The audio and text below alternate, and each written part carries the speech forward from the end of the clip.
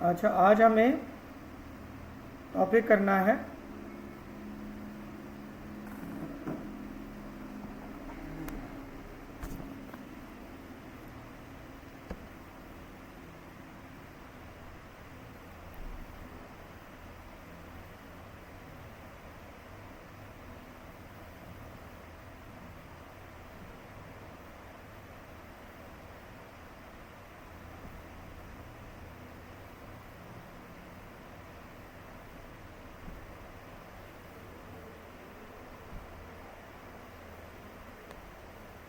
D block element. मेरे ख्याल से मैं एस ब्लॉक एलिमेंट आपको करवा चुका हूँ।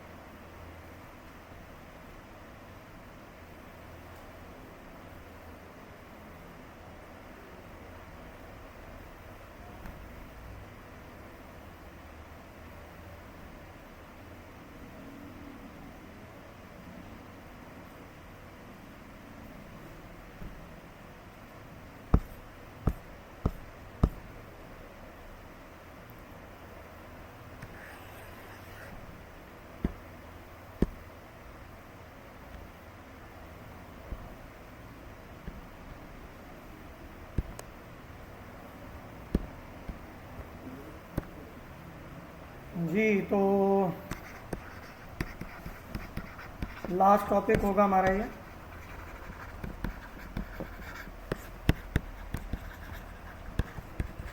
टॉपिक नंबर है 12,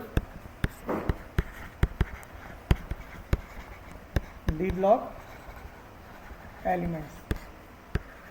कुछ चीज़ें मैं एक्स्ट्रा ही पढ़ा रहा हूँ अब आपको, बाकी सिर्फ टॉपिक जो वो कॉम्प्लेक्सेस और उनकी शेप्स के बारे में होगा।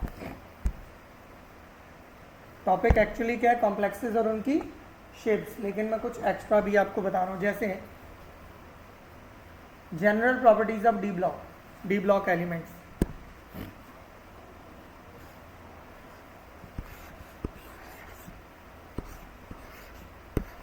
एस ब्लॉक के बारे में हम नहीं पढ़ रहे, पी ब्लॉक के बारे में हम नहीं पढ़ रहे, एफ ब्लॉक के बारे में हम नहीं पढ़ रहे। हम पढ़ रहे हैं किसके बारे में? डी ब्लॉक में वैलेंस शेल के एस ऑर्बिटल में 2 इलेक्ट्रॉन होते हैं। इनर शेल के डी ऑर्बिटल में 1 से लेकर कितने इलेक्ट्रॉन होते हैं? 10 इलेक्ट्रॉन। ये होगी valence shell configuration d block की, जो कि पता होनी चाहिए। फिर अगर हम डी ब्लॉक में ग्रुप्स देखें, यानी कॉलम, वर्टिकल कॉलम, तो 10 कॉलम है। ये पहला कॉलम है ग्रुप 3B का, फिर है 4B का, फिर है 5B का, फिर है 6B का, फिर है 7B का, फिर है 8B का, आखिर में है 1B और 2B। सही है? अच्छा, इन सब के शुरू में NS2 होगा, S के 2 इलेक्ट्रॉन होंगे, N-1 इनर शेल के D में 1 इलेक्ट्रॉन होगा, 2, 3, 4, 5, 6, 7, 8, 9 और 10। अच्छा, ये वाली जो कॉन्फ़िगरेशन है ग्रुप किसकी? 6B की। और ये वाली जो कॉन्फ़िगरेशन है 1B की, वो ये हो जाती है कि NS2 N-1 D में कितने थे? 4। S से एक जंप करके D में आ जाता है, तो ये कॉन्फ़िगरेशन बन जाती है NS1 और इनर शेल में 5 इलेक्ट्रॉन्स। तो ये इस 1B की क्या होती है? NS2 N-1 D में कितने हैं? 9। लेकिन यहाँ भी एस से जंप करके डी में आता तो NS1 और इनर शेल के डी ऑर्बिटल में कितने 10, यानी डी यहाँ तो हाफ फिल्ड चाहते हैं या कम्प्लीटली फिल्ड, यानी D5 दो बार आएगा, एक ये और एक एक्चुअल D5, D10 दो बार आएगा, एक ये और एक एक्चुअल D10। क्या ये बात समझ आ गई? एक्चुअल में तो डी ऑर्बिटल कंप्लीटली फिल्ड सिर्फ कौन से ग्रुप में है? ग्रुप 2b में। ग्रुप 2b जिसका पहला एलिमेंट है जिंक, इसका पहला एलिमेंट कौन है? कॉपर। सही है, ये नोट कर लें। डी ब्लॉक के ऊपर मैंने जनरल कॉन्फ़िगरेशन बताई है, वो लिख लें। NS2n-1 डी में 1 से लेकर 10 इलेक्ट्रॉन, मैंने 1 से 10 इलेक्ट्रॉन आपको यहाँ बता दी थी कैसे।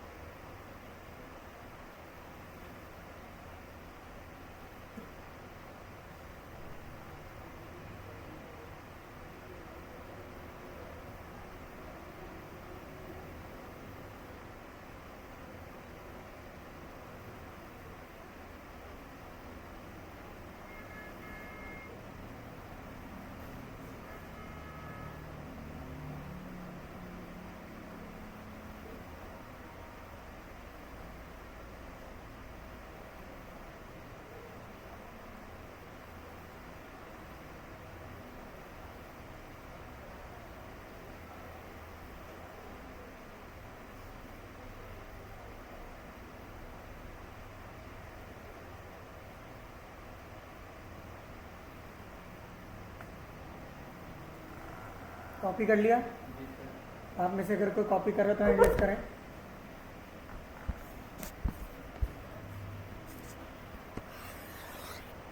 अच्छा, जो ज़्यादातर डी ब्लॉक एलिमेंट है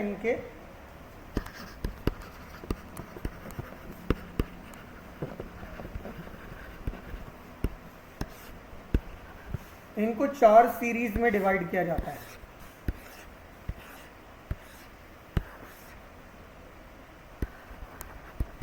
series 1, series 2 horizontal Ross, series 3 और सीरीज 4 जो कि अभी इनकम्प्लीट है। बाकी सब में 10-10 एलिमेंट है। ग्रुप 3B से शुरू होकर कहाँ तक जाएगा? 8B, जो कि 3 कॉलम को मिलाकर आखिर में 1B और 2B होते हैं। सही है। अच्छा, इनको 1B और 2B क्यों कहते हैं? क्योंकि D के कम्प्लीटली फिल्ड है, S में 1 इलेक्ट्रॉन। D कम्प्लीटली फिल्ड है, S में कितने होंगे? 2 इलेक्ट्रॉन। ग्रुप 1B और 2B। बाकी सबके इलेक्ट्रॉन को सम करें। 2 + 1 3, 2 + 2 4, 2 + 3 5, 2 + 4 6, 2 + 5 7, 8 9 10 किस में आएंगे? ग्रुप 8B में। सही है। अच्छा, इस सीरीज को कहा जाता है 3D सीरीज,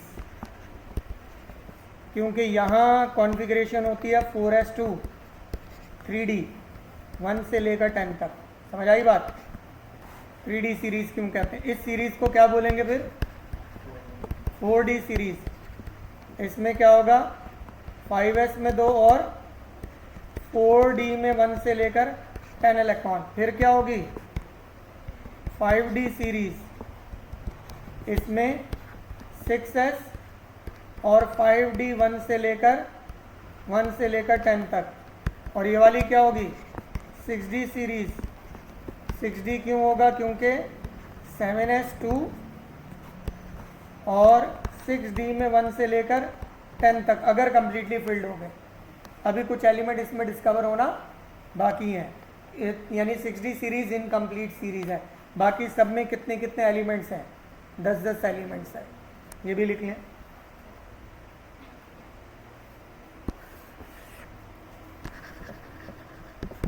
और most of the D block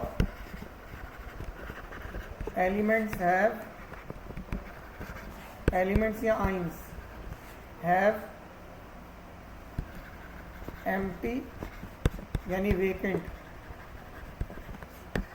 या फिर पार्शियली फिल्ड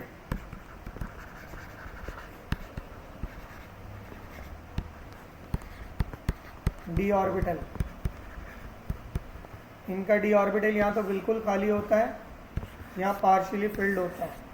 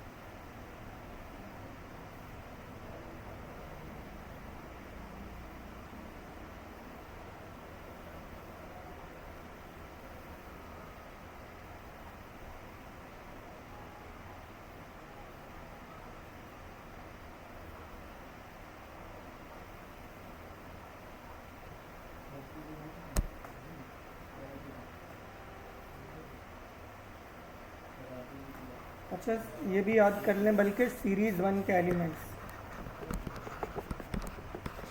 सीरीज़ 1 यानी 3D सीरीज़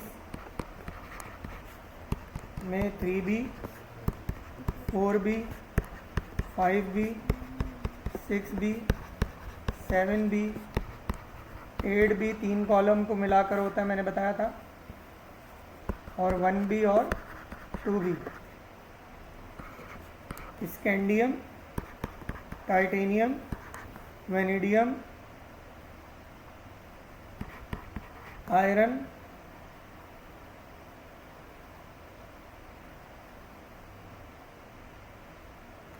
नहीं बल्कि आयरन ही पहले, manganese, chromium manganese, chromium manganese,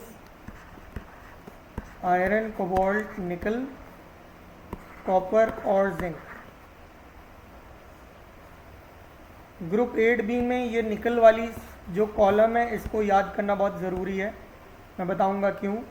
निकल के नीचे पैलाडियम है और फिर प्लाटिनम है, और ग्रुप 1B में कॉपर के नीचे सिल्वर है और गोल्ड है, ये बड़े इम्पॉर्टेंट है।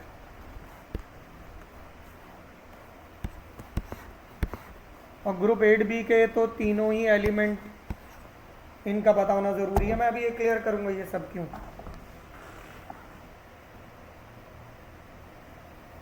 पहली सीरीज तो आपको खास तौर पर याद होनी चाहिए।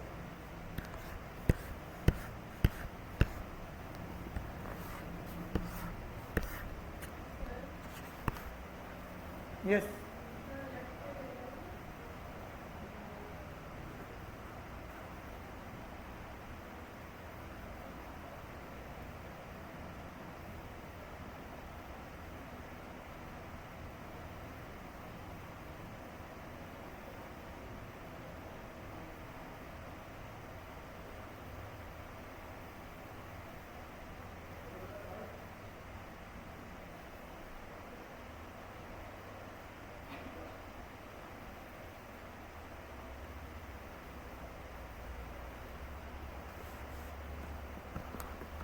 इनमें क्या होगा, 4s2, 3d1, 3d2, 3d3, 3d4, 3d5, 3d6, 3d7, और ये वाला क्या होगा 3d8, 3d9 और 3d10। और 3d से पहले क्या फेल हुआ होगा, 4s2। समझ आ रही है बात ना। और क्रोमियम वाले में स्पेसिफिकली क्या हो जाएगा, 4s1, 3d5।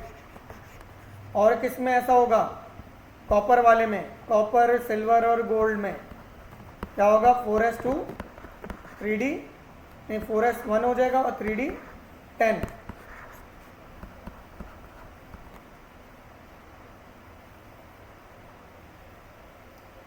सीरीज 1 के एलिमेंट्स याद करने, और ग्रुप 8B में आखिरी वाला जो कॉलम है उसके तीनों एलिमेंट, और ग्रुप 1B के तीनों, ये बड़े ज़रूरी हैं, इनको ना समझना।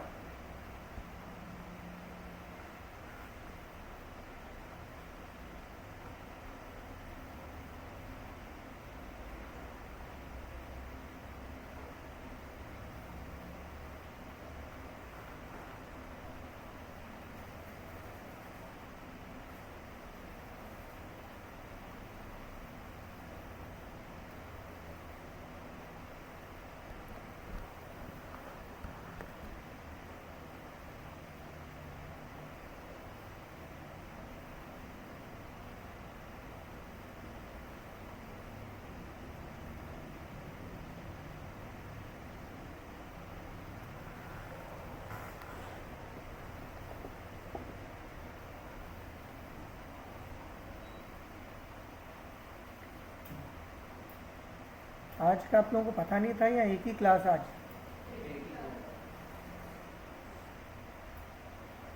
हालांकि बहुत इंपॉर्टेंट है। MD कैट में इसका सवाल आप लाजमी देखेंगे, मार्क माय वर्ड्स, ज़्यादातर कोई स्ट्रक्चर का सवाल आता है और उसी स्ट्रक्चर के लिए मैं इतनी मेहनत कर रहा हूँ। ये जो मैंने ये 3 बताए हैं बड़ी ख़ास बात है स्ट्रक्चर में, और ये जो मैंने बताए ये स्ट्रक्चर के लिए बता रहा हूँ। ये जो डी के इलेक्ट्रॉन बता रहा हूँ, किसका स्ट्रक्चर टेट्राहेड्रल होता है, किसका स्क्वायर प्लेनर होता है, ट्राइगोनल होता है, हेक्सागोनल होता है, हेक्सा नहीं बल्कि ऑर्थोरोम्बिक।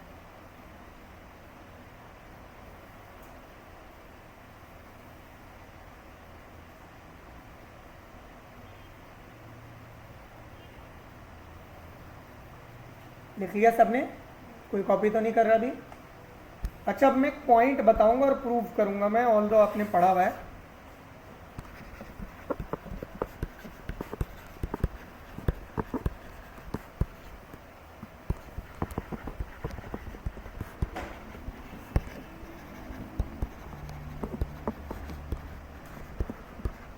डी ब्लॉक के ज़्यादातर एलिमेंट्स क्या है? पैरामैग्नेटिक कौन है पता है? ग्रुप 3B से लेकर 7B तक ज़्यादातर ही वो है ना। 1 2 3 4 5 5 कॉलम तो हो गए। और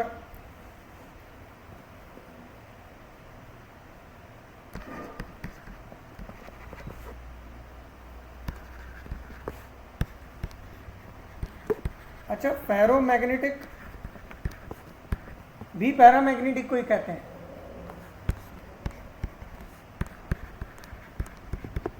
बस ये होते हैं वेरी स्ट्रॉन्ग पैरामैग्नेटिक। अब ये वेरी स्ट्रॉन्ग क्यों होते हैं ये मैं क्लियर करूंगा अभी।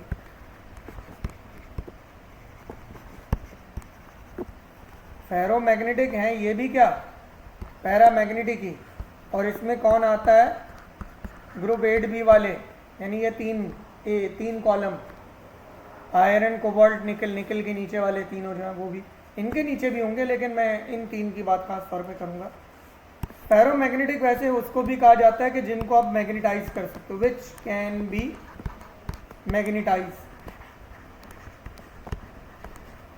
आप अमूमन मैग्नेटाइज करने के लिए 2 तरीके लगाते हैं।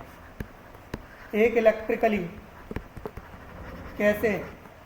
आप क्या करो, उस सब्सटेंस की एक रॉड ले लें और उसके गिर्द कॉपर की कॉइल लगा दें। कॉपर नहीं हो रहा मैग्नेटाइज, वो सब्सटेंस जो रॉड है उसकी वो मैग्नेटाइज होती है। खास तौर पे आयरन कोबाल्ट निकल, आयरन का कील नेल ले लें, सही है? क्या आपने फिजिक्स में बहुत देखा होगा। एक्चुअली कॉपर नहीं हुआ, लेकिन इसके गिर्द से जो कॉपर क्या गुजर रही है, वाइंडिंग।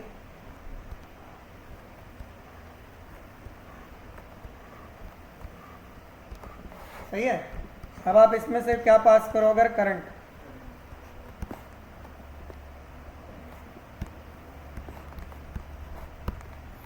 तो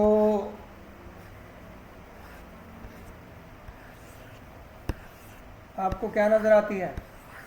मैग्नेटिक फील्ड, ऐसी है ना। तो एक्चुअली ये जो अंदर मटेरियल आयरन का बना हुआ ये मैग्नेटाइज हो गया, सही है? करंट से इलेक्ट्रिकली मैग्नेटाइज कर दिया।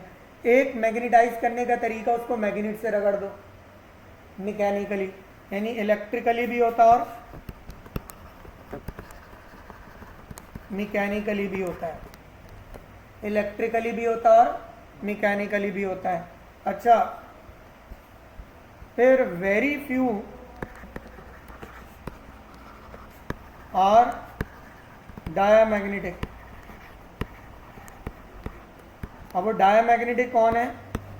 ग्रुप 1B और 2B वाले। इनको आप कभी भी मैग्नेटाइज नहीं कर सकते। कॉपर कभी भी मैग्नेटाइज नहीं होता, जिंक कभी भी मैग्नेटाइज, इवन गोल्ड सिल्वर ये भी मैग्नेटाइज, सही है? इसके नीचे मरकरी है वो भी मैग्नेटाइज। ये वो मटेरियल्स हैं जिनको आप कभी भी मैग्नेटाइज नहीं कर सकते। अब शायद आप पैरामैग्नेटिक डायामैग्नेटिक भूल गए हो, तो मैं आपको याद करवा दूं। पैरामैग्नेटिक होने का रीज़न, किस वजह से पैरामैग्नेटिक होते हैं?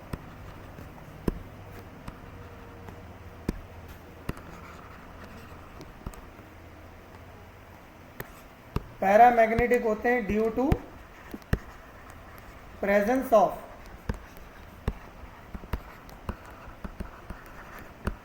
किस वजह से पैरामैग्नेटिक होते हैं? और जो पैरामैग्नेटिक होते हैं they are attracted in magnetic field.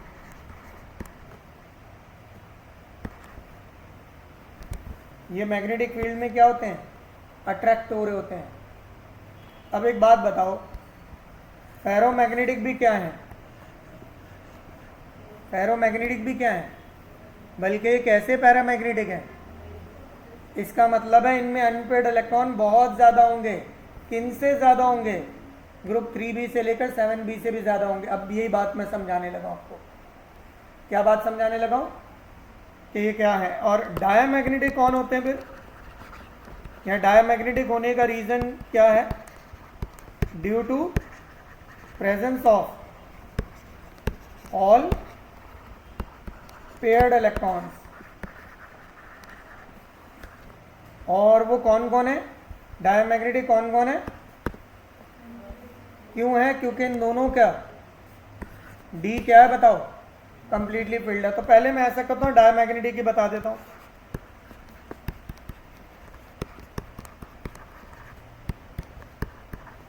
Group 1b और 2b, NS में एक इलेक्ट्रॉन होता है और इनर शेल के डी में कितने होते हैं, 10।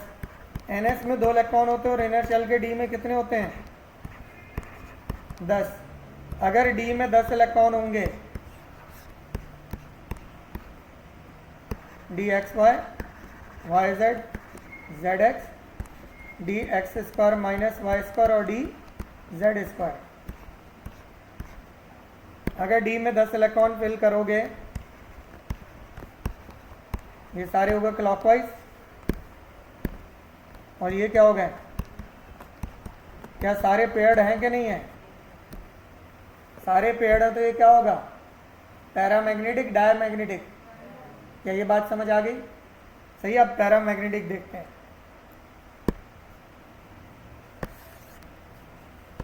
ग्रुप 3b से लेकर कहां तक बताया था मैंने पहले, 7b तक, है ना।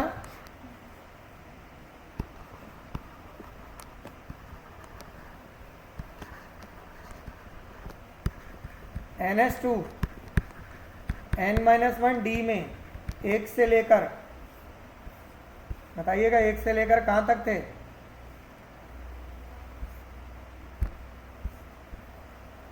इलेक्ट्रॉन देखो 1 से लेकर कहां तक थे, 5 तक, है ना, सही है।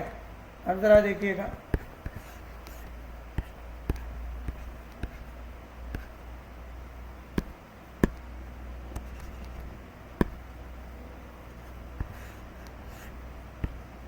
D x Y, Y z, z x, ये लो एनर्जी वाला ग्रुप होता है T2G।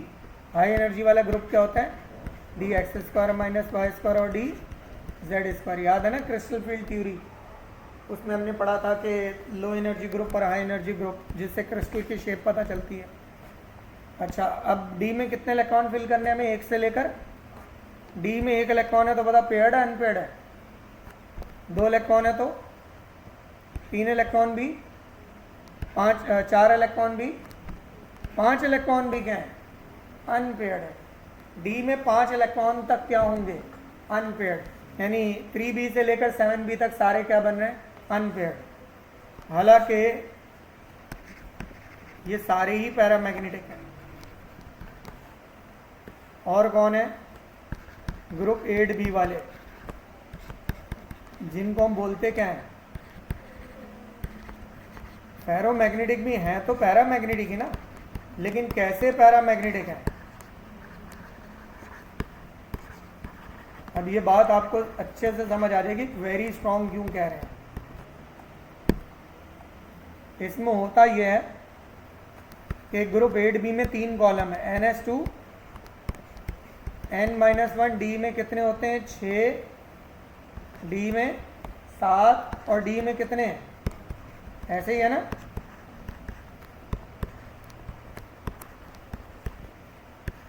आपने गौर करना है, डी में कितने कितने इलेक्ट्रॉन थे, 6, 7 और 8, ये ग्रुप 8b है।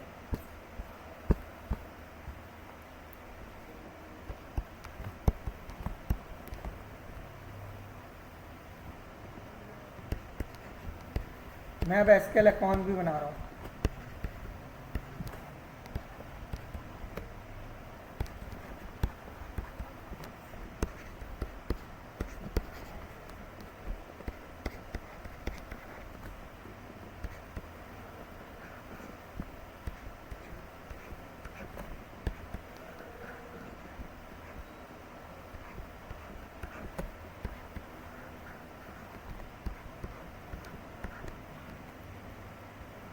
एक खाली सेम शेल, देखो मैं ये क्लियर कर दूं, न्यूक्लियस अगर पहले शेल में 1s, दूसरे शेल में क्या होता है 2s और 2p, तीसरे शेल में क्या होता है 3s 3p और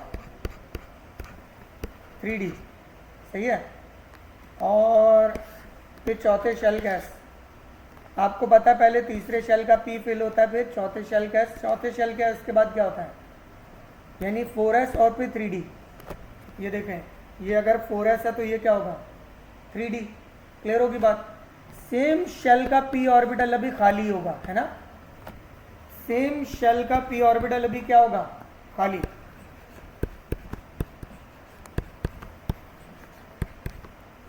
अब बेटा जरा ध्यान देना, डी में कितने इलेक्ट्रॉन बनाने, 6, 7 और 8।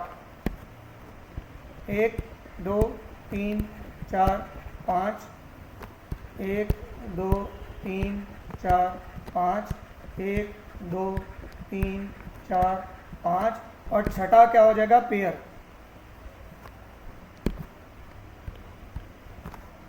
यहाँ छठा और सातवां पेयर, यहाँ छठा सातवां और आठवां पेयर। गौर करना है, जब आप इस एलिमेंट को मैग्नेट से रगड़ोगे या इलेक्ट्रिक करंट दोगे तो ये जो 3 इलेक्ट्रॉन है ग्रीन मार्कर वाले, 1 या ये 2 या ये 3, इनको एनर्जी मिलेगी। ये एनर्जी मिलेगी तो ये क्या होंगे, ये जंप कर जाएंगे लो एनर्जी से हाई एनर्जी ऑर्बिट में। ये क्या करेंगे, जंप कर जाएंगे लो एनर्जी से कहाँ 4p में, क्योंकि 3d के बाद कौन फिल होता है 4p फिल होता है ना, यानी ये ns है तो इसको मैं np कह देता हूँ। सेम शेल का जो p है आउटर शेल का, यहाँ कितने इलेक्ट्रॉन है जो जंप करेंगे, ये 2 इलेक्ट्रॉन।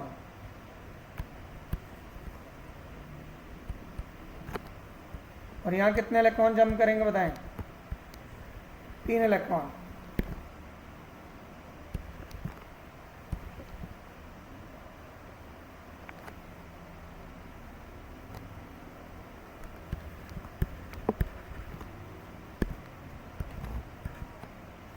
यहाँ से कितने इलेक्ट्रॉन जंप कर गए, 2। यहाँ से कितने इलेक्ट्रॉन जंप कर गए, अब बताओ कितने अनपेड हैं, 6। कितने अनपेड हैं, कितने अनपेड हैं, इससे पहले अब तक अनपेड मैक्सिमम कितने थे। पैरामैग्नेटिक ये भी है, पैरामैग्नेटिक ये भी है, लेकिन ये कैसे पैरामैग्नेटिक है, समझ आ रहा है क्यों, क्योंकि इनमें अनपेड 5 से भी क्या हो गए, क्या ये बात समझ आई। तो जो जो 8b के एलिमेंट्स हैं, आयरन हो गया, कोबाल्ट हो गया, निकल हो गया, वो क्या है, वो वेरी स्ट्रॉन्ग पैरामैग्नेटिक है, क्योंकि उनके जो d के इलेक्ट्रॉन है पेयर्ड थे वो भी जाके अनपेड हो जाते हैं, हाई एनर्जी ऑर्बिटल में चले जाते हैं, तो इनके पास ज़्यादा अनपेड इलेक्ट्रॉन हो जाते हैं, इसलिए ये वेरी स्ट्रॉन्ग पैरामैग्नेटिक हो जाते हैं। ये बात क्लियर है, अगर आप नोट करना चाहते हैं तो ज़रूर लिख लें।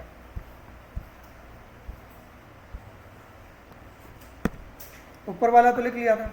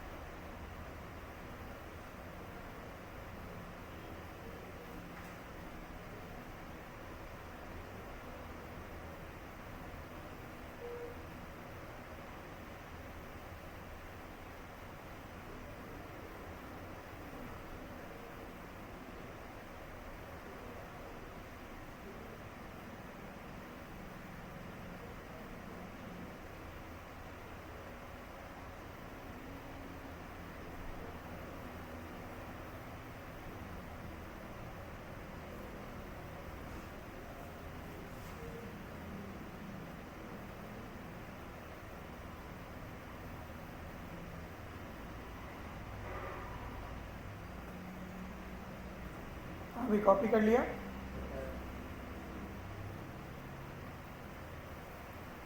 क्या ये मैग्नेटिक प्रॉपर्टीज समझ आई आप लोगों को?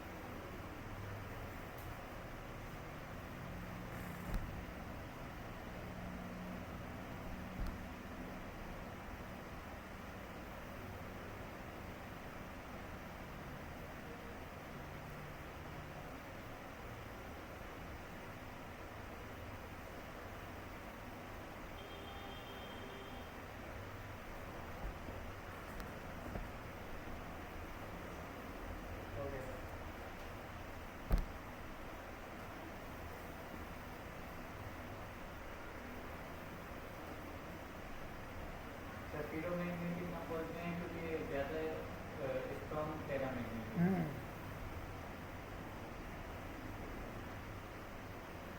फेरोमैग्नेटिक एक्चुअल मतलब है विच कैन बी मैग्नेटाइज्ड, और मैग्नेटाइज होने का मतलब पैरामैग्नेटिक होना। रिमूव कर दूं? अच्छा, फिर आपने पढ़ा था एक टॉपिक कि डी ब्लॉक एलिमेंट्स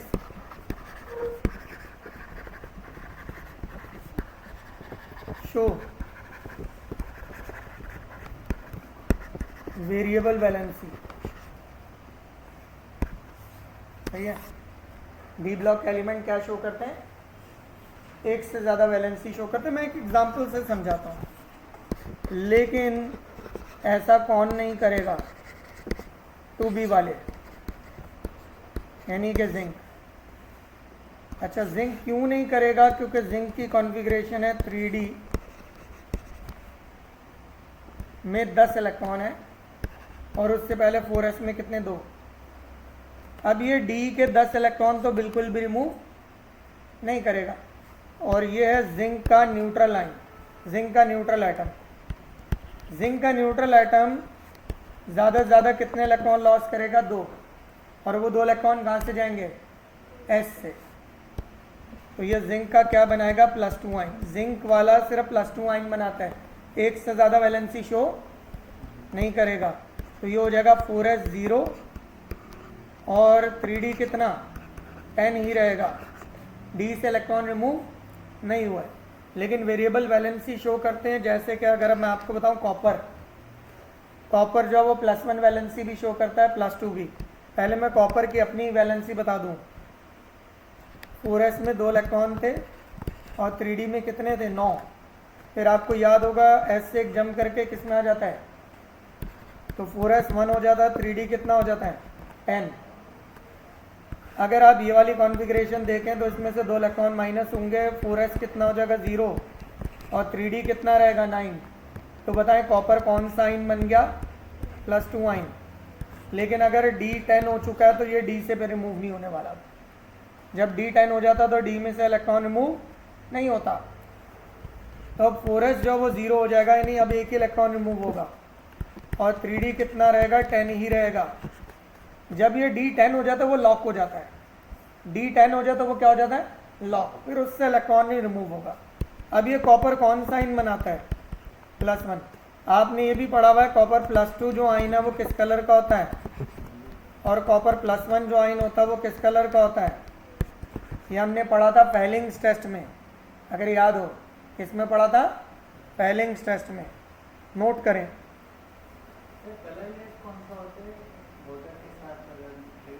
जिंक है कलरलेस। जिंक कलरलेस होता है क्योंकि डी इसका कंप्लीटली फिल्ड ही रहता है, और जिंक का एटम हो या आयन हो ये क्या रहते हैं? और बाकी सारे डी ब्लॉक के एलिमेंट कलर्ड कंपाउंड ही बनाते हैं। अच्छा, जो मैंगनीज है वो +2 से लेकर कहाँ तक जाता है? +7 तक जाता है। मैं आपको वेरिएबल वैलेंसी यहीं से बता देता हूँ, इधर देखें। बेटा एस के 2 इलेक्ट्रॉन तो जाएंगे ही, तो +2, डी का एक और जाएगा +3, +2 और +3, एस के 2 जाएंगे, डी का एक जाएगा और फिर डी के 2 जाएंगे, +2 +3 +4, एस के 2 जाएंगे और डी के 3 भी चले जाएंगे, लेकिन यहाँ डी 5 हो जाएगा तो ज़रा मुश्किल होगा। एस से 2 चले जाएंगे और एस से 1 चला जाएगा, लेकिन मैंगनीज में एस के 2 से लेकर डी के 5 भी चले जाते हैं, तो +2 से लेकर +7 तक जाता है। क्या ये बात समझ आई? सारे एलिमेंट वेरिएबल वैलेंसी शो करते हैं। आयरन क्या करता है, एस के 2 जाएंगे, डी के 6 रहेंगे तो +2, एस के 2 जाएंगे, डी का एक और चला जाएगा जाके डी 5 हो जाए तो +3, इसीलिए Fe +2 भी शो करता है और +3 वैलेंसी भी शो करता है। मैग्नीशियम वाला सर ये पास्ट पेपर में भी है। मैग्नीशियम ये जो आपने बताया 2 से 7 जाते हैं ना, ये हाँ। सवाल उसमें पास्ट पेपर मैंगनीज में।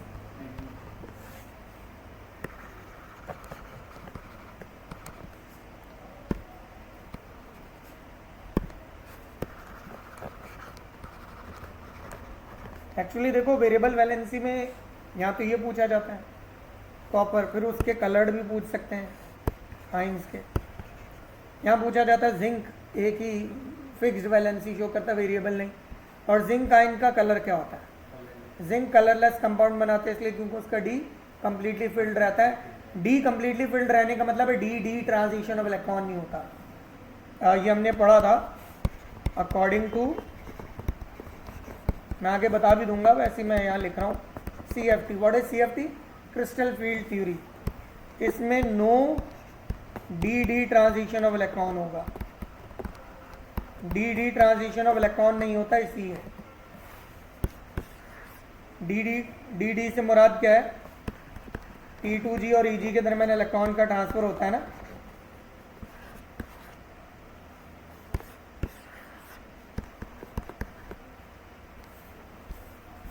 पहले ये वाला लिख लो फिर ये लिखना।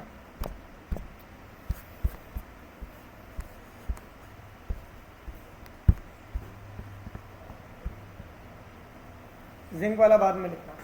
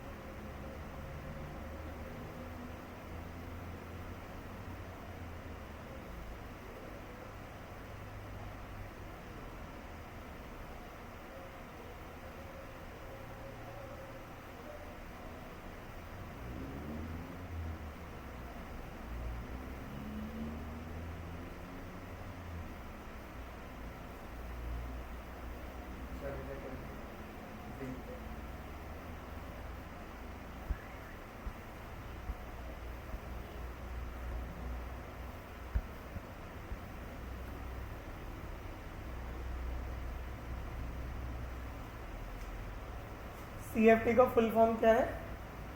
Crystal field theory.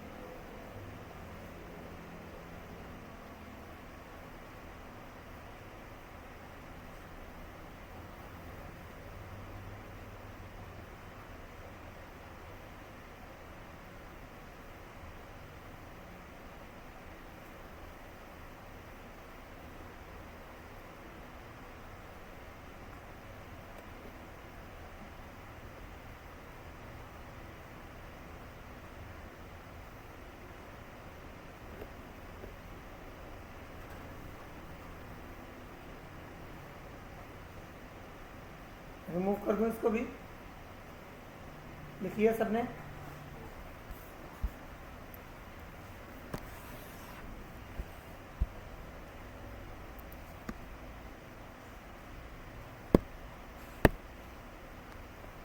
अच्छा देखें, अब बात करते हैं हम कि most of the D block elements और देयर कंपाउंड्स। यूजुअली कंपाउंड्स में कौन होते हैं? ऑक्साइड्स।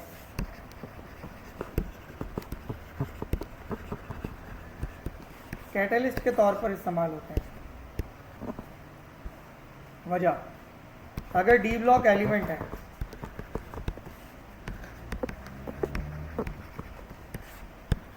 तो डी ब्लॉक एलिमेंट की सरफेस पर उनके एटम के दरमियान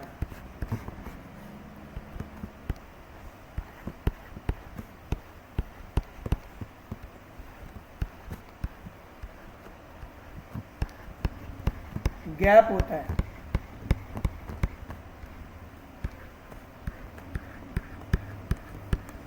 इन गैप को कहा जाता है इंटरस्टिसेस। सरफेस पर एटम के दरमियान जो ये गैप होते हैं ये क्या कहलाते हैं?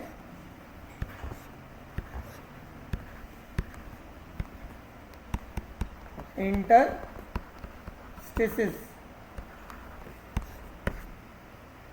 सही है? Gap between atoms on surface. इन इंटरस्टिसेस में कोई भी गैस एडजॉर्ब, सरफेस पे अब्जॉर्ब होने को कहते हैं एडजॉर्ब हो जाती है। इन इंटरस्टिसेस में कोई भी गैस क्या हो जाती है? एडजॉर्ब। और फिर गैस का सरफेस एरिया बढ़ गया। गैस टेस्ट ट्यूब में सरफेस एरिया कम है, मेटल की प्लेट पे सरफेस एरिया, और सरफेस एरिया ज्यादा होने से रेट ऑफ रिएक्शन क्या हो जाएगा? सही है? यही वजह है निकल, प्लैटिनम या पैलेडियम, यही वजह है कि निकल, प्लैटिनम या पैलेडियम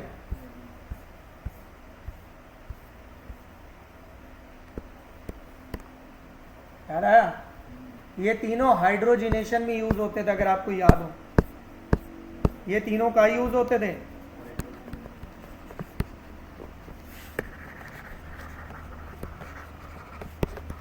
हाइड्रोजिनेशन क्या होता था? Addition of H2 gas. किसी भी ऑर्गेनिक कंपाउंड की हाइड्रोजिनेशन करनी होती थी तो हम क्या कर देते थे?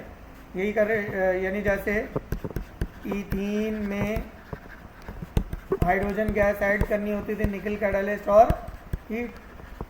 निकल की जगह पैलेडियम भी हो सकता था और प्लैटिनम भी हो सकता था। निकल, प्लैटिनम, पैलेडियम में से कोई भी, तो ये ईथीन क्या बन जाता था? ईथेन। याद आया? तो ये कैटालिस्ट के तौर पर यूज होते हैं क्योंकि ये क्या करते हैं? गैस को एडजॉर्ब करते हैं।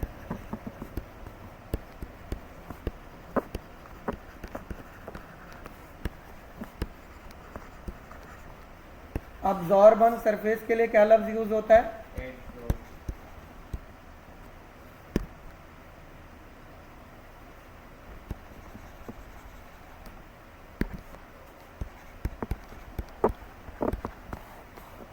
मेटल के सरफेस पे एडजॉर्ब हो जाते हैं एंड क्या कर देते हैं? सरफेस एरिया बढ़ा देते हैं। सरफेस एरिया बढ़ेगा तो रिएक्शन भी क्या हो जाएगा? फास्ट होगा ना। ये रेड मार्कर वाली बात बड़ी इंपॉर्टेंट है। अच्छा, ये तो हो गया मेटल अगर खुद यूज होगा, लेकिन मेटल के कंपाउंड भी तो कैटालिस्ट होते हैं, जैसे जिंक ऑक्साइड, क्रोमियम ऑक्साइड। याद है? ज्यादातर ZnO, Cr2O3, V2O5, ये क्या है? ऑक्साइड्स हैं। मेटल का Fe2O3, FeO, मेटल के ऑक्साइड्स भी कैटालिस्ट के तौर पर यूज होते हैं। क्यों? क्योंकि वो क्या करते हैं? वो सब्सटेंस का ऑक्सीडेशन स्टेट बढ़ा देते हैं। मैं एग्जांपल दे देता हूँ। V2O5 ये सल्फर का ऑक्सीडेशन स्टेट बढ़ा देता है। सल्फर फिर SO2 से SO3 बन जाता है। सल्फ्यूरिक एसिड में आपने सेकेंड ईयर में पढ़ा था। +4 से क्या हो गया? +6। तो जो ट्रांजिशन मेटल के कंपाउंड्स हैं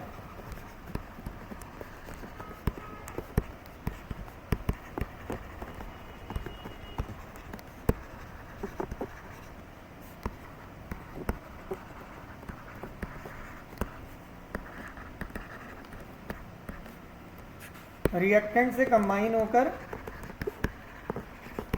उसका सरफेस, उसका क्या इंक्रीज कर देते हैं, ऑक्सीडेशन नंबर। ऑक्सीडेशन नंबर बढ़ने का मतलब पता क्या है, वो अनस्टेबल हो जाएगा और वो फौरन किस में कन्वर्ट होगा, प्रोडक्ट में।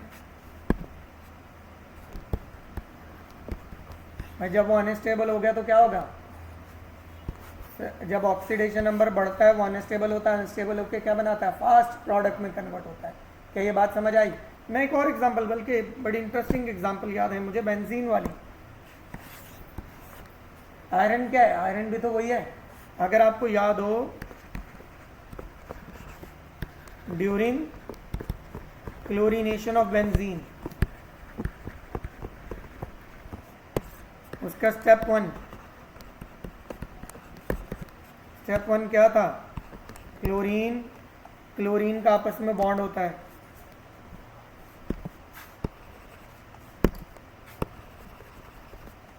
क्लोरीन का आपस में बॉन्ड होता है। और कैटालिस्ट कौन था? अच्छा, आप कहेंगे सर कैटालिस्ट तो रिएक्शन में हिस्सा नहीं लेते हैं, आखिरी स्टेप में अपने आप को रिकवर कर लेते हैं। बेंजीन में भी क्या था, बेंजीन की क्लोरीनेशन में FeCl3 आखिर में अपने आप को क्या करता है, रिकवर कर लेता है, वापस वैसे का वैसे ही आ जाता है। तो कैटालिस्ट रिएक्टेंट से कंबाइन होकर उसका ऑक्सीडेशन नंबर बढ़ाकर उसको अनस्टेबल बनाते, फॉरेन प्रोडक्ट में कन्वर्ट करवाते हैं, आखिर में अपने आप को क्या कर लेते हैं, रिकवर। तो हमें ऐसा लगता है जैसे कैटालिस्ट ने रिएक्शन में हिस्सा नहीं लिया, एक्चुअली लिया था, एक्चुअली वो कंबाइन होता है। ये देख लें, FeCl3 एक Cl से कंबाइन हो जाता है और क्या बनाता है, FeCl4 और Cl पॉजिटिव। अब आप खुद देख लो, Cl जो है वो 0 से क्या हो गया, +1। ऑक्सीडेशन नंबर बढ़ा कि नहीं? ऑक्सीडेशन क्या होता है,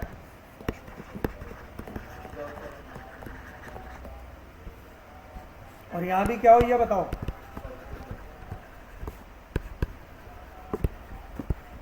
कितने इलेक्ट्रॉन लॉस हुए हैं, 2। यहां भी प्लस चार्ज बढ़ा है, 0 से क्या हुआ बताएं, 0 से क्या हो गया, +1, ऑक्सीडेशन नंबर बढ़ा है। बस FeCl4 आकर में अपने आप को रिकवर कर लेता है FeCl3, सही है। तो बेटा रिएक्टेंट से कंबाइन होते हैं कैटालिस्ट, ये रहा ट्रांजिशन मेटल का कंपाउंड, ये कैटालिस्ट ही तो है। रिएक्टेंट से कंबाइन होकर उसका ऑक्सीडेशन नंबर बढ़ा देते हैं, ऑक्सीडेशन नंबर बढ़ा के उसको अनस्टेबल करते हैं, वो फॉरेन प्रोडक्ट बनाता है और रिएक्शन फास्ट हो जाता है। Is it clear? नोट करें।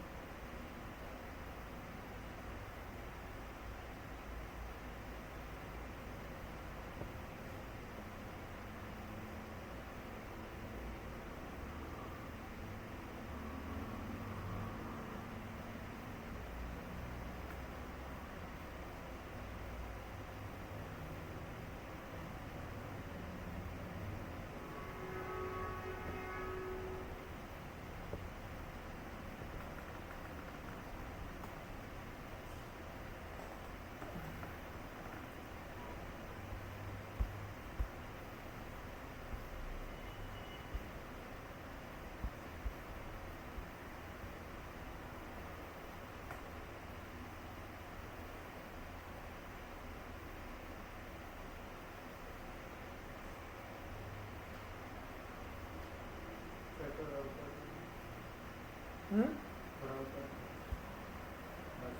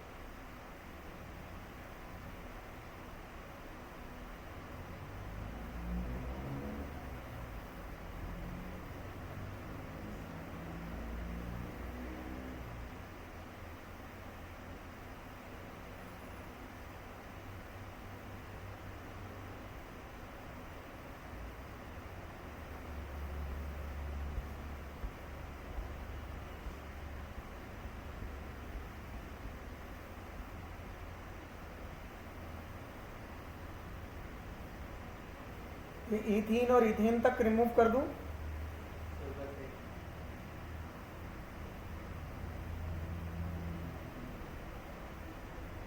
सरफेस पे अब्जॉर्ब होने को क्या बोलते हैं? एब्जॉर्ब होते हैं। ट्रांजिशन मेटल सिर्फ गैसेस के लिए, सिर्फ किन के लिए? गैसेस के लिए, जब वो कैटलिस्ट का काम करते हैं, क्योंकि वो उनको अपनी सरफेस पे एब्जॉर्ब करके सरफेस एरिया बढ़ा देते हैं और रिएक्शन का रेट यानी स्पीड बढ़ जाती है।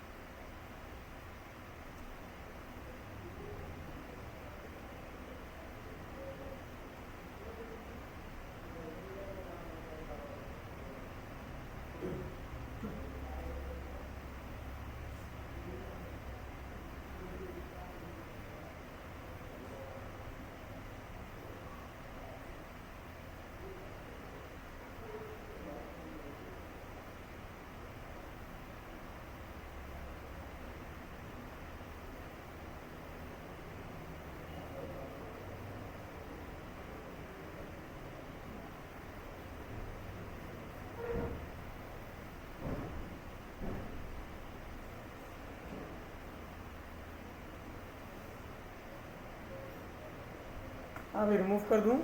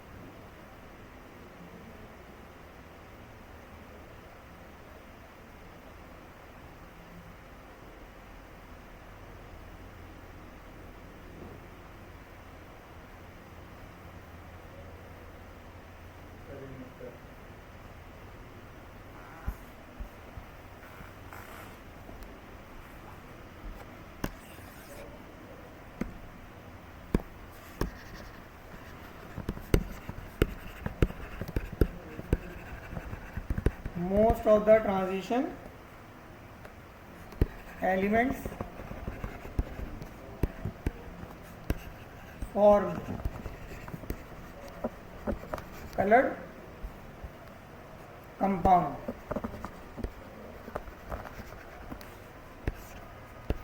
except zinc.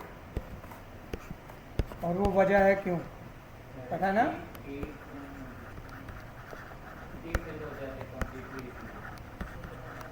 अच्छा, मैं ये सबसे पहले मैं बल्कि इनको एक साथ ही बता देता हूँ.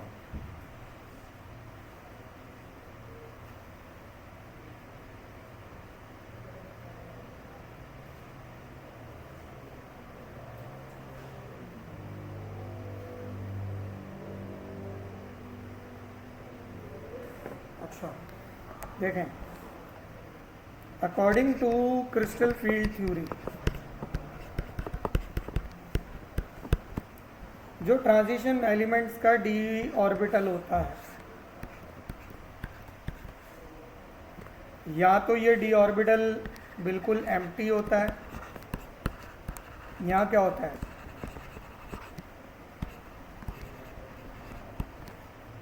तो जब एम्प्टी यहाँ पार्शियली फिल्ड डी ऑर्बिटल होगा जिसमें d x Y, Y z, z x, x square minus Y square और डी जेड स्क्वायर, अभी इन सब की एनर्जी बराबर है, सही है. लेकिन जैसे ये खाली यहाँ पार्शियली फिल्ड डी ऑर्बिटल को एक इलेक्ट्रॉन पे डोनर देखता है तो उसको तरस आ जाता है इन पर. और वो इलेक्ट्रॉन पे डोनर कौन होता है? लिगेंड. वो लिगेंड इनको इलेक्ट्रॉन डोनेट करता है. जैसे ही इलेक्ट्रॉन डोनेट करता तो लिगेंड के जो इलेक्ट्रॉन्स हैं उन इलेक्ट्रॉन्स की एनर्जी की वजह से रिपल्सिव फोर्स क्रिएट होती है, और वो repulsive force in D orbitals को दो ग्रुप्स में डिवाइड कर देती है. हाई एनर्जी ग्रुप Eg होता है, लो एनर्जी ग्रुप T2G होता है.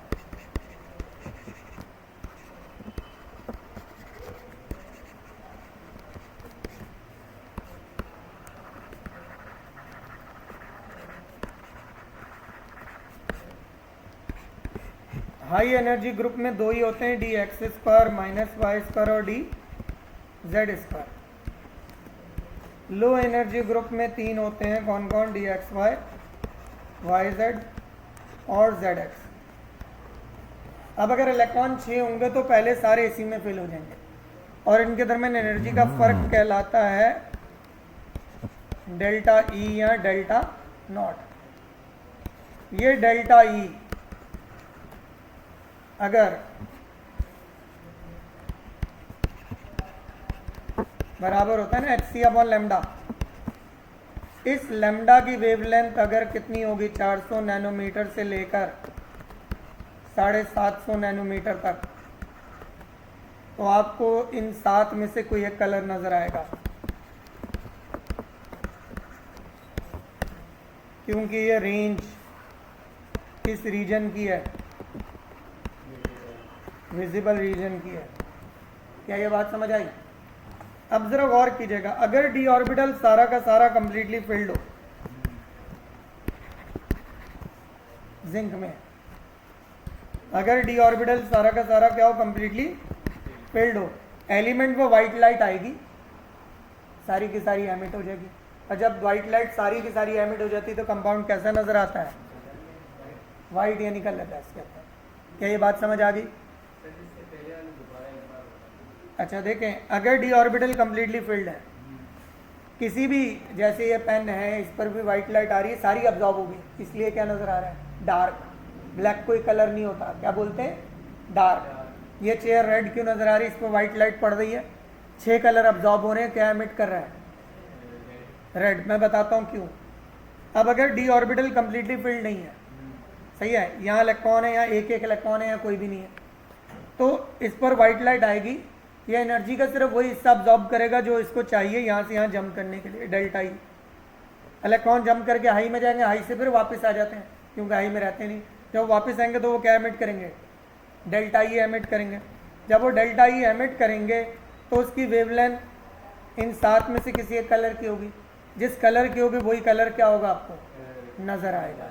समझ आई बात? फिर से इलेक्ट्रॉन इनमें फिल हुए हैं, इनमें पार्शियली फिल्ड है या बिल्कुल भी फिल्ड नहीं है, तो इन पर जब वाइट लाइट पड़ेगी तो ये उसका वो हिस्सा ऑब्जॉर्ब करेंगे जो चाहिए, डेल्टा ई, ताकि इलेक्ट्रॉन लो से हाई में जंप कर जाए। लेकिन वो हाई में रहेंगे नहीं, वापस आ जाएंगे। जब वो वापस आएंगे तो उनकी जो वेवलेंथ है अगर इस रेंज में होगी तो जिस कलर से मैच करेगी वही कलर आपको नज़र आएगा।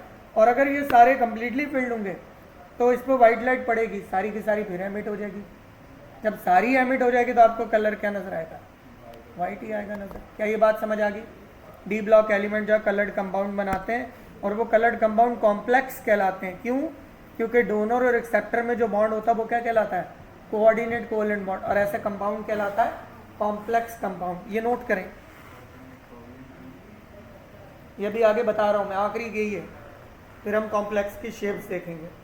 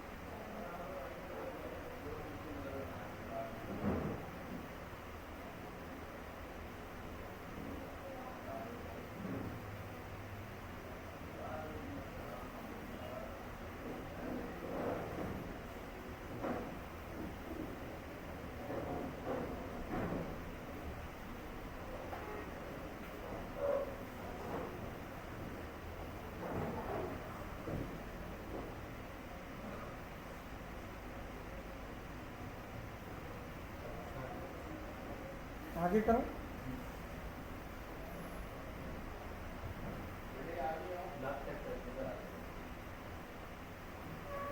बस वो आगे तो विद गियर लिखा हुआ।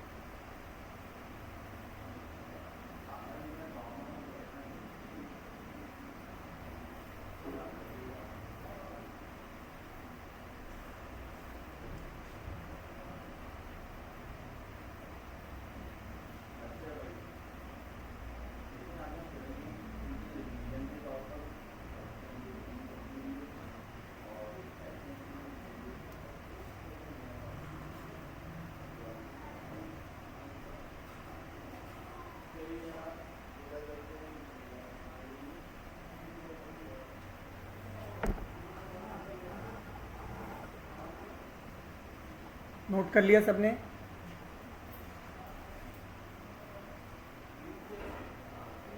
एप्टीट्यूड की क्लास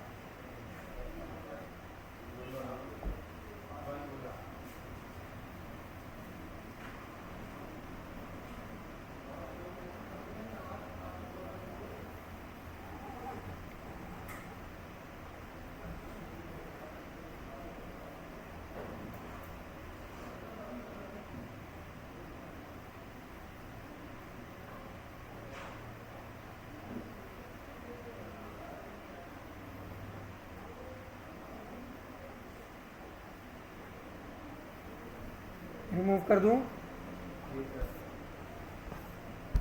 लास्ट वन है जो कि एक्चुअल हमारा ये टॉपिक है,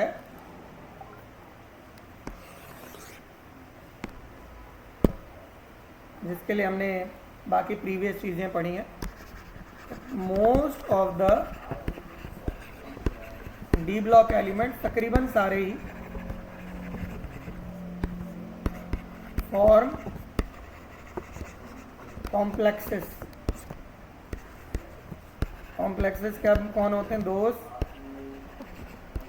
compounds which contain coordinate covalent bond. ऐसे कंपाउंड में जिनमें कोऑर्डिनेट कोवैलेंट बॉन्ड हो उनको हम कोऑर्डिनेशन कंपाउंड भी बोलते हैं।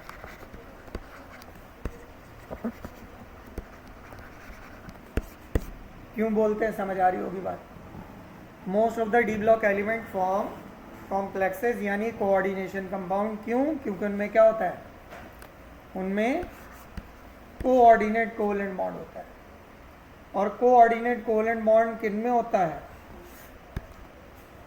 Between donor and acceptor. Donor कौन है यहां पर? लिगेंड। लिगेंड इलेक्ट्रॉन पे डोनर होते हैं। एक्सेप्टर कौन है? ट्रांजिशन मेटल के आयन।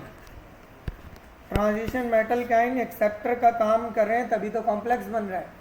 अब ट्रांजिशन मेटल के आयन एक्सेप्टर का काम क्यों कर रहे हैं, ये मैं रीजन आपको दूंगा। अब वो एक्सेप्टर होंगे तो डोनर तो आएगा ना। अच्छा, मैं ये रिमूव कर रहा हूं, मैं जरा आपको बता रहा हूं अभी।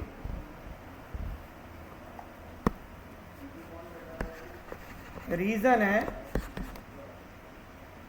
Number 1, high charge density of D block elements.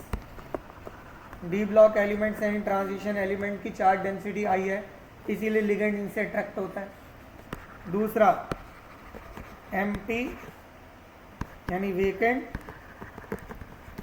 या फिर पार्शियली फिल्ड डी ऑर्बिटल है। इन दोनों की वजह से कौन इनसे अट्रैक्ट होगा? इन दोनों बातों की वजह से कौन अट्रैक्ट होगा ट्रांजिशन मेटल आयन से? लिगेंड।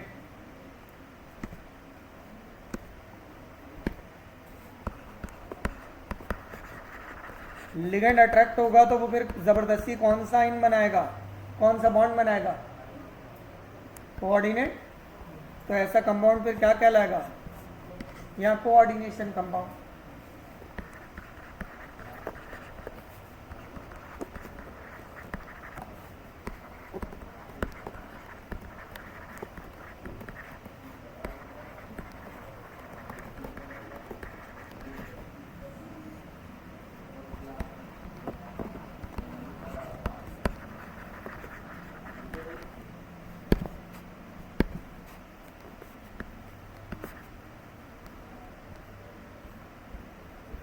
पहले ये बात लिख लें, most of the D block element form complexes, complexes यानी कोऑर्डिनेशन कंपाउंड। कॉम्प्लेक्सेस या कोऑर्डिनेशन कंपाउंड कौन होते हैं, ऐसे कंपाउंड जिनमें कोऑर्डिनेट कोवेलेंट बॉन्ड होता है। कोऑर्डिनेट कोवेलेंट बॉन्ड किनके दरम्यान होता है, डोनर और एक्सेप्टर के दरम्यान होता है। और ऐसे कंपाउंड को हम किसमें ज़ाहिर करते हैं, ऐसे कंपाउंड को हम किस में ज़ाहिर करते हैं, स्क्वायर ब्रैकेट में, जिसमें एक डोनर होता है और एक एक्सेप्टर। डोनर कौन है, लिगेंड। एक्सेप्टर कौन है, transition metal ion. Transition metal ion acceptor का काम कर क्यों रहे हैं, क्योंकि उनकी चार्ज डेंसिटी बहुत हाई है और उनके एम्प्टी यानी बिल्कुल खाली या पार्शियली फिल्ड डी ऑर्बिटल है, जिनकी वजह से लिगेंड उनसे अट्रैक्ट होकर कोऑर्डिनेट कोवेलेंट बॉन्ड बनाएगा यानी कॉम्प्लेक्स बनाएगा।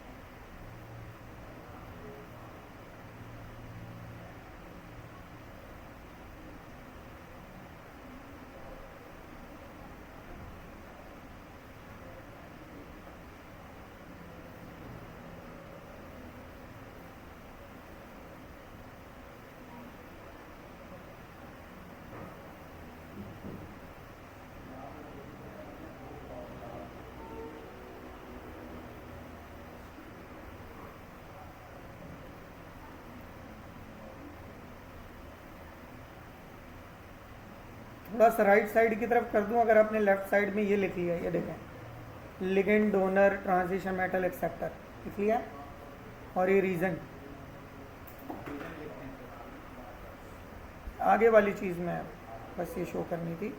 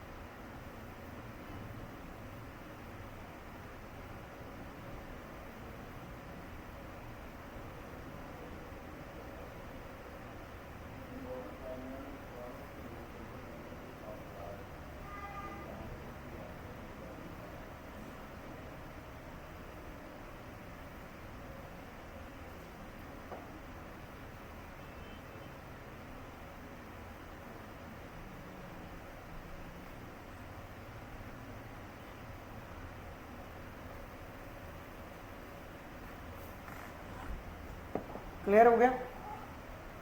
अच्छा देखें, लिगेंड जो है वो एक होते हैं मोनोडेंटेट, जो एक इलेक्ट्रॉन पर डोनेट करते हैं,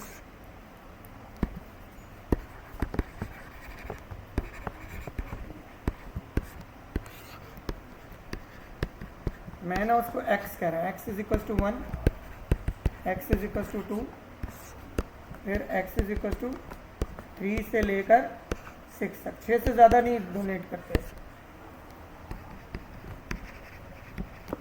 मोनोडेंटेट, बाइडेंटेट और पॉलीडेंटेट, सही है। अच्छा, मोनोडेंटेट वो तमाम जिन पर -1 चार्ज हो, बाइडेंटेट वो तमाम जिन पर -2, -3 वाले होते नहीं हैं यूजुअली। अच्छा, ये तो बहुत आसान होता है, -1 वाले जितने भी हैं वो आपको पता ही है, -1 वाले आएंगे, Cl -1, OH -1, CH3, COO सब पता ही है। और न्यूट्रल वाले याद करने में, न्यूट्रल वाले कौन कौन है? H2O, CO, NO, NH3, ये सारे मोनोडेंटेट हैं। बाइडेंटेट में कौन कौन है? CH2, CH2, NH2, NH2, ethylene diamine, जिसको हम EN भी कहते हैं, सही है। EN लिख दें या पूरा फार्मूला लिख दें, ये बाइडेंटेट है। इसके एग्जांपल में मैं बताता हूँ, X = 3 वाला, X = 4 वाला और X = 6 वाला। X = 3 वाला है डाई इथाइलिन ट्राइअमाइन, 2 इथाइलिन होंगे, अमाइन 3 होंगे, क्योंकि नाइट्रोजन ही तो जो इलेक्ट्रॉन पे डोनेट करता है। तो अगर अमाइन 3 है तो इसका मतलब क्या है कि 3 इलेक्ट्रॉन पेयर तो हुए ना, एक ये रहा, एक ये रहा, एक ये रहा, और यहाँ अमाइन ही कितने थे? 2, तो इसलिए बाइडेंटेट लिगेंड है। यहाँ वो सब जिन पर क्या चार्ज होगा? -2, SO4 -2, C2O4 -2, सही है, तो -2 वाले। इसमें आ जाता है एक DMG, डाईमिथाइल ग्लाइऑक्साइड, और एक आता है EDTA, ethylene diamine tetra acetate. ये सब वो लिगेंड हैं जिनके मैंने बता दिए कितने इलेक्ट्रॉन पे डोनेट करते हैं। अब ये मैं क्यों बता रहा हूँ बेटा, हम ना किसी भी कॉम्प्लेक्स का निकालते हैं कोऑर्डिनेशन नंबर। क्या निकालते हैं? कोऑर्डिनेशन नंबर होता है कि वो टोटल कितने इलेक्ट्रॉन पे डोनेट कर रहा है।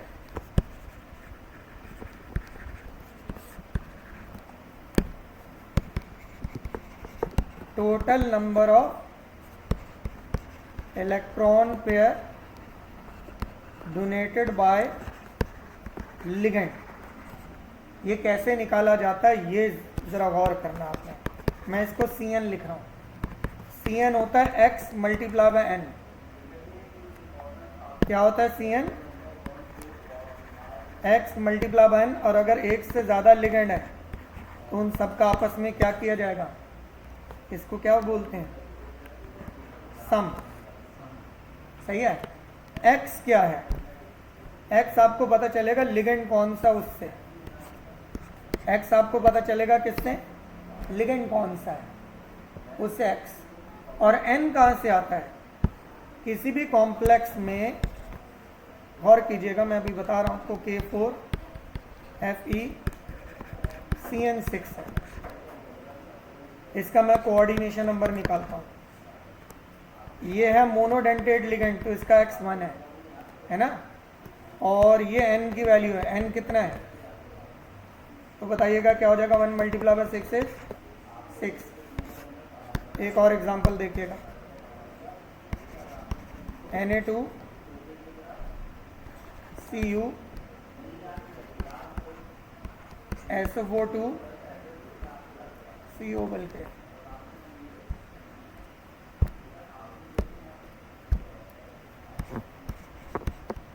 Cl2, इधर देखिएगा इसका कैसे कोऑर्डिनेशन नंबर निकलेगा, बहुत आसान है। ये कौन सा लिगेंड है? बाइडेंटेट, क्योंकि इस पर -2 होता है, इस पर -1 होता है, और ये -1 था। और ये कौन सा लिगेंड है? मोनोडेंटेट।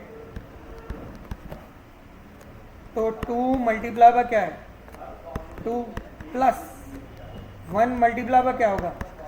2, 2 2 ज़र 1 2 ज़र कितना आ गया? ज़रूरी नहीं हमेशा कोऑर्डिनेशन नंबर 6 ही हो। 2 एग्जांपल और दे देता हूँ मैं।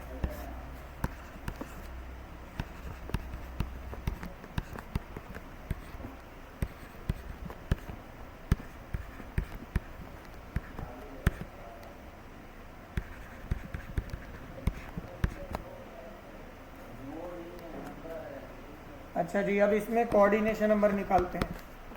ये बाइडेंटेट लिगेंड अगर आपको याद हो, और ये मोनोडेंटेट लिगेंड है। NH3 अभी लिखवाया मैंने ऊपर।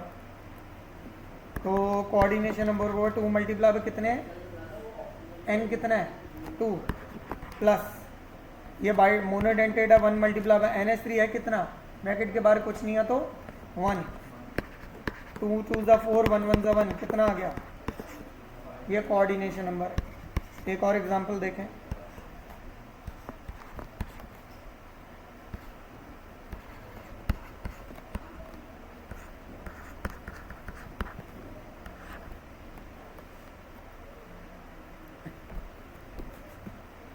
जी कोऑर्डिनेशन नंबर निकालते हैं।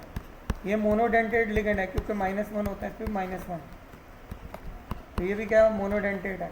1 मल्टीप्लाई बाय कितने हैं 2 प्लस 1 मल्टीप्लाई बाय कितने हैं, तो 2 1 ज़ा 2 प्लस 1। क्या ये समझ आया बेटा? जो कोऑर्डिनेशन नंबर अगर आप निकाल लें, इस नंबर से तो कॉम्प्लेक्स की शेप पता चलती है।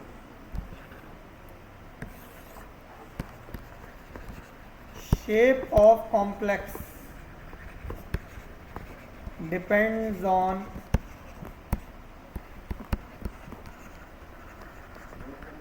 n पर नहीं डिपेंड करता, सिर्फ n पर नहीं, सिर्फ इस n पे डिपेंड नहीं करता। किस पे डिपेंड करता है? पूरा कोऑर्डिनेशन नंबर। कोऑर्डिनेशन नंबर ये निकाला जाता है। अब मैं आपको एग्जांपल से समझाता हूँ शेप कैसे कोऑर्डिनेशन नंबर पे डिपेंड करती है। पूरा एक टेबल है।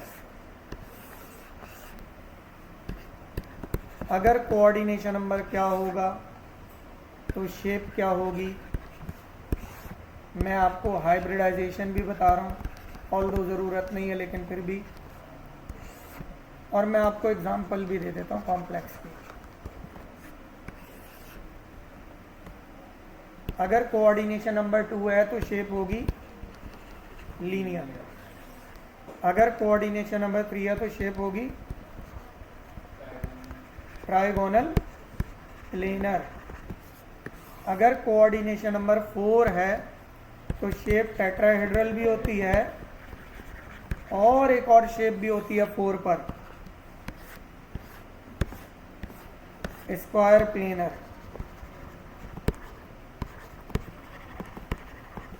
फर्क है, स्क्वायर प्लेनर में एंगल 90 डिग्री होता है, टेट्राहेड्रल में 109.5 डिग्री होता है, इसमें 120 डिग्री होता है और इसमें बॉन्ड एंगल 180 डिग्री होता है। और अगर कोऑर्डिनेशन नंबर 5 आ गया तो ये होती है, ये मैं करवा चुका हूँ वैसे, ट्राइगोनल बाय पायरामिडल। 2 पायरामिड बनते हैं।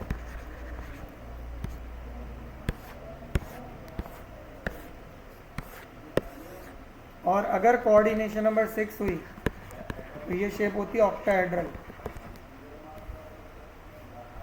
sp2 sp3 sorry my mistake, sp sp2 sp3, लेकिन ये होती है dsp2। क्या होती है? dsp2 sp3d। टोटल ऑर्बिटल गिनो, 1 3 और 1 5, 1 1 और 2 4, 1 और 3 4, sp3d2। बेटा कोऑर्डिनेशन नंबर तो आप निकाल लेंगे, एक्चुअली मुझे ना ये 2 समझाने हैं। यहां पर पता कौन एलिमेंट शो करेंगे, जिनके d8 d ऑर्बिटल में कितने एलिमेंट्स होंगे 8। जरा d8 देखते हैं कौन थे, कौन थे d8 याद है?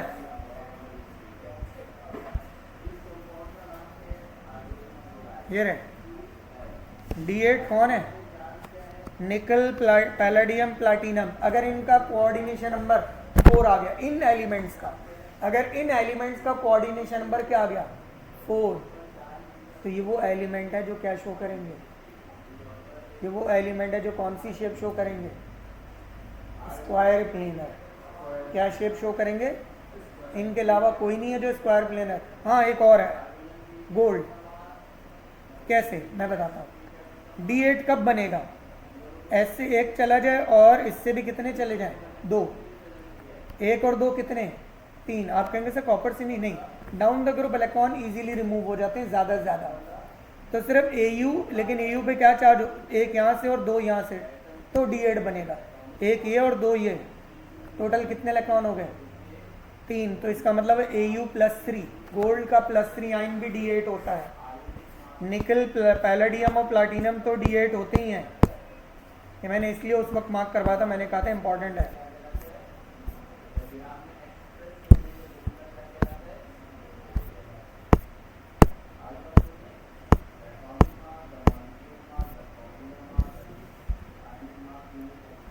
बाकी सबका तो कोऑर्डिनेशन नंबर आपने निकालना है ना, कोई भी हो, बस कोऑर्डिनेशन नंबर। लेकिन यहाँ D8 एलिमेंट ऐसे हैं जो स्क्वायर प्लेनर शो करते हैं। उनमें कौन कौन है, निकल, पैलेडियम और प्लैटिनम, और इसके अलावा गोल्ड होगा, लेकिन गोल्ड का कौन सा, +3 आएगा। लेकिन ये भी तब जब इनका कोऑर्डिनेशन नंबर कितना आएगा, 4। सही है, क्या ये बात क्लियर होगी? मैं एग्जांपल ही दे देता हूँ। AuCl4 कोऑर्डिनेशन नंबर क्या आएगा, देखो कोऑर्डिनेशन नंबर क्या आएगा, 1, x = क्या है, 1 मल्टीप्लाई 4। तो इसका मतलब है ये टेट्राहेड्रल नहीं होगा, हालांकि 4 का मतलब तो टेट्राहेड्रल होना चाहिए। लेकिन ये 3 एलिमेंट ऐसे हैं, अगर इनका कोऑर्डिनेशन नंबर कितना आ रहा है, तो ये 3 एलिमेंट कौन सी शेप शो करेंगे, वरना कोऑर्डिनेशन नंबर जिसका भी 4 आ जाए वो क्या शेप शो करेगा। सिर्फ कौन से 3 एलिमेंट है जिनका कोऑर्डिनेशन नंबर 4 आ जाए, ये 3, या फिर इनके अलावा AU+3 आए। क्या ये बात क्लियर हो गई?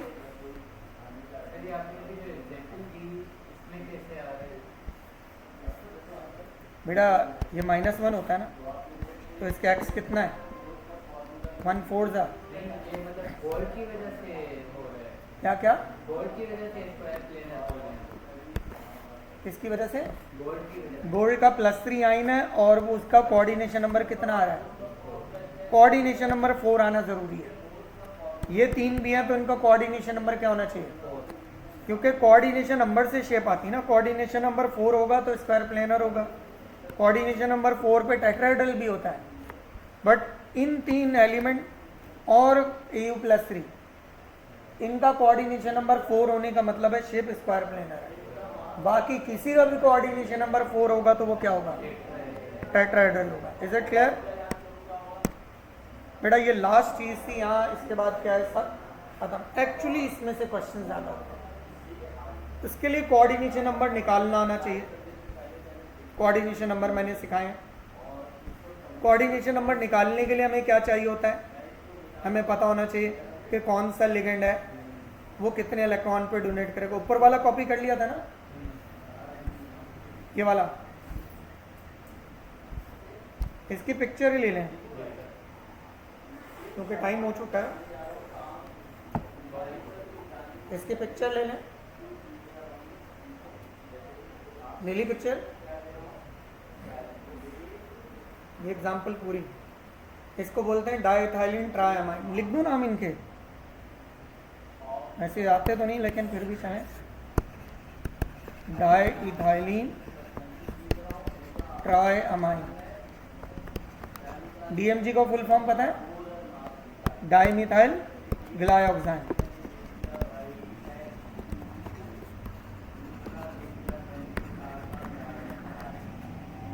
EDTA का इथाइलिन डायमाइन टेट्रा एसीटेट।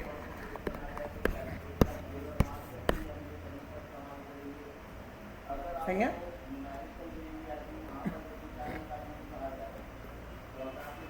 कर दूं रिमूव? इसका नाम है इथाइलिन डायमाइन। ये लिखो या ये लिखो, एक ही बात है। ये वाला तो पता ही होगा।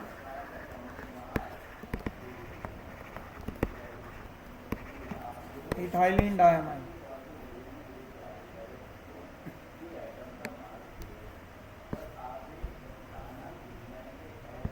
कोऑर्डिनेशन नंबर निकालते कैसे हैं? एग्जाम्पल से भी हमें समझ आ रहा होगा।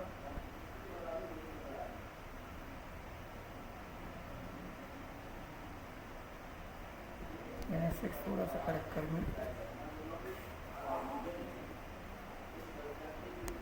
क्लियर? कॉम्प्लेक्सेस की शेप डिपेंड करती है कोऑर्डिनेशन नंबर पर,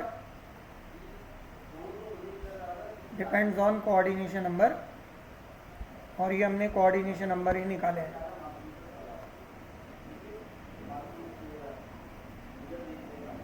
कर लिया? ऊपर करूं? वो मैं करूंगा, लेकिन पहले पूरा ये देख लेना।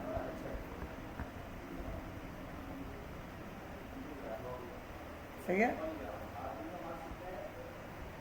स्क्वायर प्लेनर वाले को मैंने एक्सप्लेन किया है।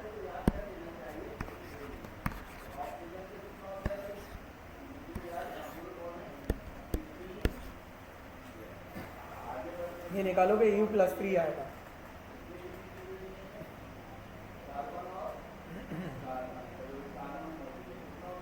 क्लियर है ये? दैट्स ऑल स्टूडेंट्स, आज की क्लास में ख़त्म होगी। नेक्स्ट क्लास में हम अगर होगी तो अब हम सिर्फ रिवीजन रह गया वो देखेंगे, वो जो आपके MCQ वगैरह कर रहे थे। बाकी सिलेबस अब कंप्लीट आपका।